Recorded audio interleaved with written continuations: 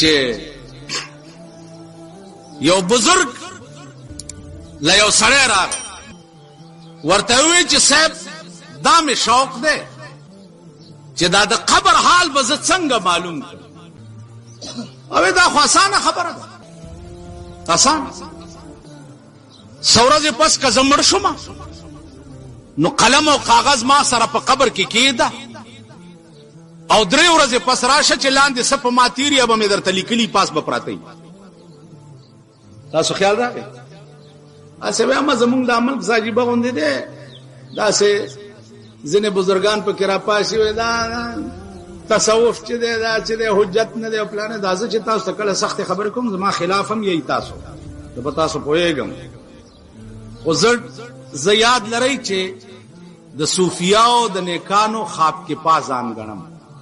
زه نه مې د چانه علم زیات دی، نه نسبی شرافت لرم، نه اقتدار لرم، نه جایگیر لرم، نه دولت لرم، هیڅ نه لرم. یو شی په فخر سره وایم چې چرته مې نیک او بزرگ اورېدلی دي نو ځان مې ور رسولی دی او دعا مې ترې اخیستې ده. د غرغشتو مولانا صاحب هغه انسانو چې چاته په ژوند خدای ویلیو چې نصیرالدینه تمام ګناهونه مې درته معاف کړه. غرغشتو مولانا صاحب هغه سړی و. اخیری ملاقات لورلم او ورته مې وی چې د مرګ ژوند څه پته نه لګي دعا راته وکړه. نو دا ګوته یې داسې په توکانو لمده کړه او زما د خوله کې وواله. ما ته الزا په دې خولې نه د خدای ډېر کار واله او ته به پې هر څه وی او تا ته به څوک څه نه شي ویلی. نو دعاګانې مې دار چا اغستې. ځکه وایي بادشاهي د فقیرانو په دعا شي. د رحمان کله بادشاه کله فقیر، بادشاهي هم د ګدایانو په دعا کې، مقام تم سړی د ګدایانو په دعا رسي. نو زه خپله فقیر یم. دا لږې ډېرې ګډې وډې چې وایم غصه راشي، غصه راشي چې دروغ مه وایي، دین فروش مه جوړېږئ، اسلام فروش مه جوړېږئ، د حلال او د حرامو تمیز وکئ. یو شی ستا مذهب حرام ګڼي هغې ته لاس مه نیسه، هغې ته نږدې مه ورځه. یو سړی چې د اسلام او د دین دشمني هغې ته 3 تبلیغه اسلام ویلي دي، 3 تبلیغه.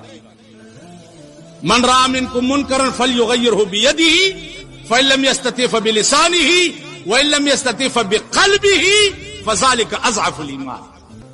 بيدینا او گمراه د خدای نه باغی او سرکش وګوري په لاس یې ونیسه، په لاس یې نشي نیوی، په ژبه ورته ووایه، په ژبه ورسره نشي ویلی، په زړه کې ورسره قطع تعلق وکړه، مخې په کفن کې مه ګوره. زه تاسو ته ایماني وایم، زه ښار کې اوسېږم او ښار چې دی هغه توبه مې دي مرتبان دی، هر ګند بلا پکې، خانان پکې دي، نوابان پکې دي. زه نه د چا جنازې کوم، دا هغه سړي جنازې لازم چې پوه شم چې دا پاک و، نیک، غاټ سنډا مړي، ځان ناجانه کړ، ځان ناجانه الګا پلانې مړ دی، پلانی خان مړ دی.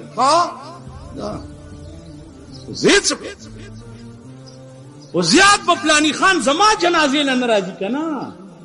نو چې پلانی خان وریو بزرګانو بی دینه سړی چې په کوم قبر ولاړی په هغه قبر رحمت نه وري، ٹھیک ده؟ کافر چې په کوم قبر ولاړی په هغه قبر رحمت نه وري. دغه وجه ده چې مسلمان چرته خخیږي هلته به کوشش کوي چې بی دینه او کافر چرته ولاړ دی، ځکه د مسلمان د دفن په وخت کې په هغه رحمت وري. زه چې مړ شم او دغه غټ سری زما په جنازه ولاړی رحمت به هم نه راوریږي او چې دوی رانه لاړ شي دوزخ مې هم ځای دی.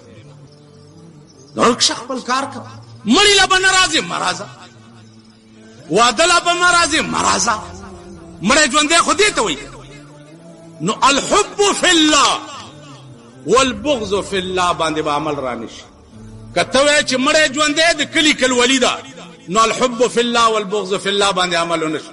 مینه به هم خدای دپاره کې مړې بم خدای د پاره کې، ژوندې بم خدای د پاره کې، چاله بزیم د الله د پاره، چاله بنظم د الله د پاره.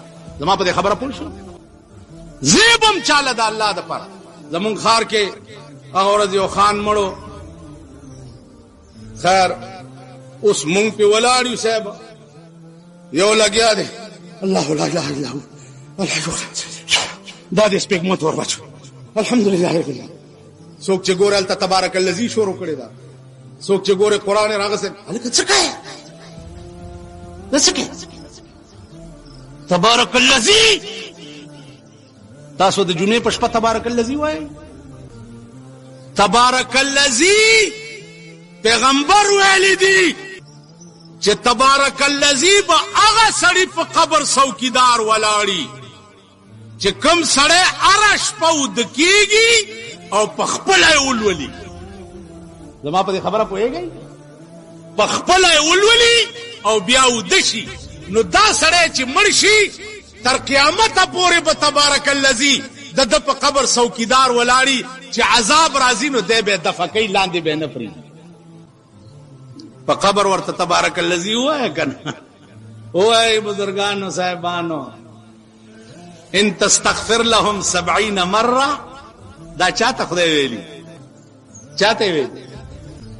جناب رسول الله تا الله فرمایل چې پیغمبره څوک چې په دنیا کې ستا په مخ کې سر نه ګول نشي، چا چې په دنیا کې د خدای او ستا پیغمبري ونه منله، په خپل ذات مې دې قسم وي کتاویا کرتم د دپاره بخنه وغواړې نو پرې به نه دما.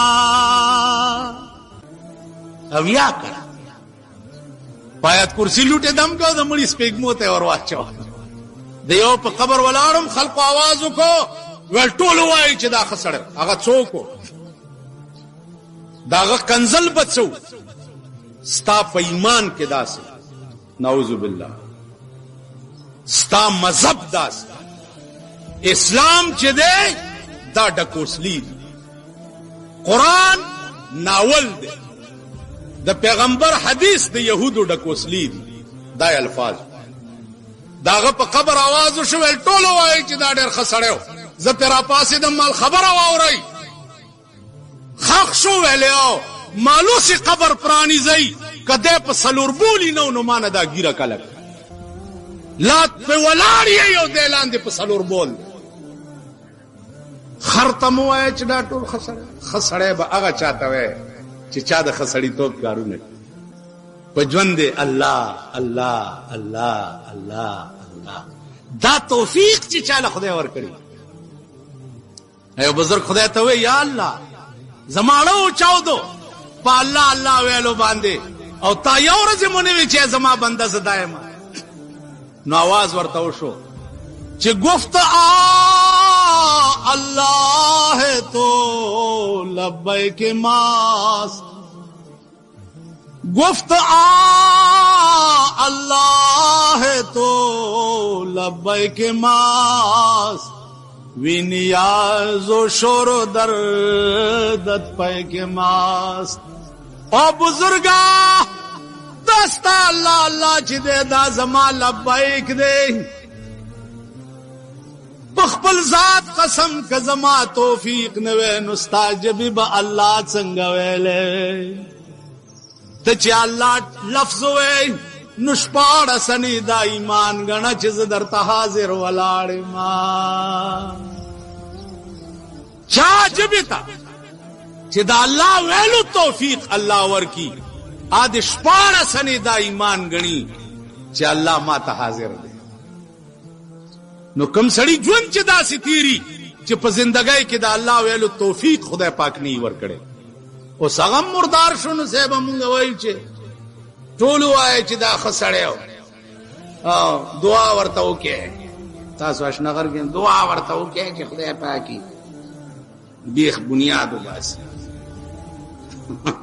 مونږ څه کار دی؟ مونږ وروره ما ته څوک راشي وي دواره ته کوم لار لنډوه لار لنډوه مونږ ځان باندې لا پوی نه یو چې په کوم ګړنګ کې به پراتی استاد ته دواګانې لار لنډوا ماما